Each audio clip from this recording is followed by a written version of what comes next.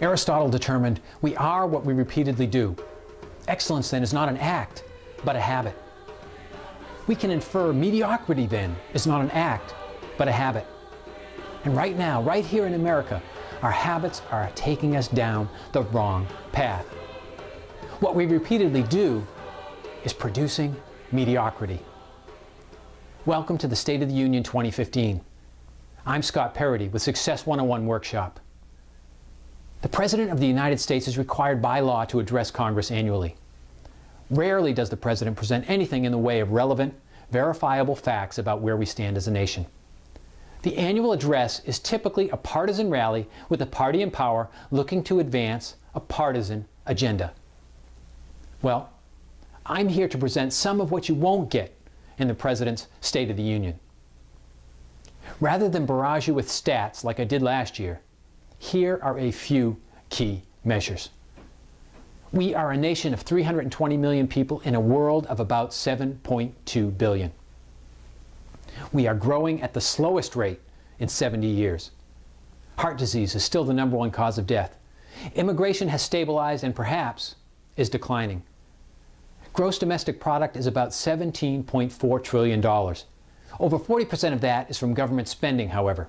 And if we add in healthcare and finance, two oversized segments of the economy, we get well over 2/3 of GDP. This is no way to run a railroad. We continue to buy more than we produce. Our trade deficit is about $500 billion annually. Our labor force is not growing. About 156 million people are working. Median household income remains stalled around $52,000 per year. Hardly a cause for celebration. Domestic energy production is up and oil prices are down. This is good news for consumers, but we're in dangerous territory as the fracking industry is funded by government's loose money. Falling oil prices could trigger a financial collapse in the oil industry, which could ripple through the entire system. The stock market balloon continues to inflate thanks to the Fed's money printing.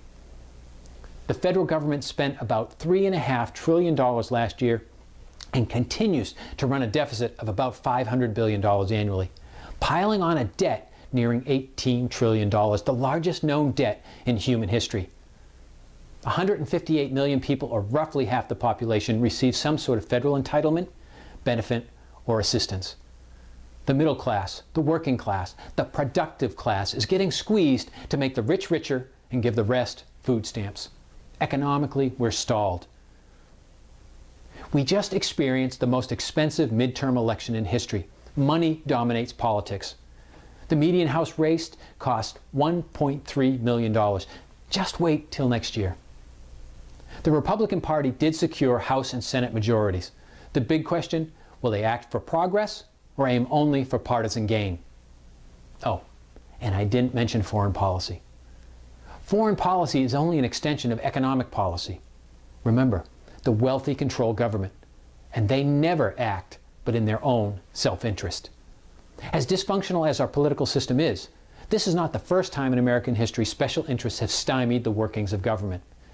But because now government is so ubiquitous and intrudes in every area of our lives, special interests rule us like never before. As bad as that sounds, America's greatest challenge, though, is not the political corruption or the financial and corporate malfeasance. Our greatest threat is a pervasive, every man for himself mindset. You see, we are in the middle of a crisis era. Society moves through a social cycle about every 80 years. We begin pulling together. Then with new generations, like the turning of seasons, we drift apart. Our first crisis era ended with the American Revolution, our second with the Civil War, and our third with World War II. And now we are on the brink of another monumental shift. Every man for himself leads ultimately to utter and total destruction. We must change course. We must turn toward one another, and we will. But getting from here to there is going to be a challenging and for most a pain-filled endeavor. How things will turn and how things will turn out are in no way predetermined. We'll just have to see. So far, the real crisis hasn't hit. We've experienced squalls. Government officials, financial titans, and corporate leaders rallied to insulate and protect their gains. We, the people, sit idly by, watching the American dream die. The storm is coming. Do we have the resolve to act now?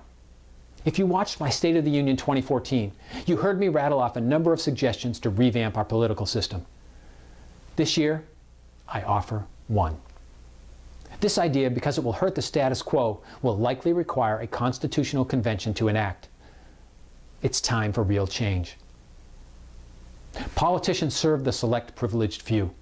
The power Congress still wields, however ineptly, is the power of the purse. To force the system, change the budget cycle to 2 years and require the budget be balanced. Each Congress produces one budget for the following 2 years. If Congress fails to pass and the President fails to sign a budget by September 30th of the second year of the Congress, Congress is immediately dissolved and the President is fired. The President and no members of Congress will be paid beyond September 30th. And all these politicians are barred from any position, elected or other, paid for by taxpayer dollars, for a term twice as long as for that to which they were elected. That is, the President could not be paid federal funds for 8 years, senators for 12, and representatives for 4. Gross incompetence requires radical reform. The United States was created with grand vision. The founders established an extraordinary system of government. Over the last 225 years, that system has been corrupted to such a degree, only moneyed special interests benefit. It's time we rebuild the system to ensure ordinary people, our elected representatives, produce extraordinary results for everyone, so that freedom and opportunity flourish. Working alone, we cannot overcome the entrenched interests, but working together, we can bring about change. I ask you, what if? What if, instead of procrastinating and putting things off, we decide to advance together? What if, instead of judging, blaming, and condemning, we take on the burden, the responsibility of enacting genuine, far-reaching change? And what if, instead of rationalizing and making excuses, does that sound familiar? We face the facts and get to work. Let's stop repeating the same mistakes. What if, instead of standing by and doing nothing, we act for the common good? Your future is up to you. America's future is up to us. Let's change course and create something grand. If you agree mediocre is not good enough, share this video, engage in the dialogue, and push for real change. Thank you.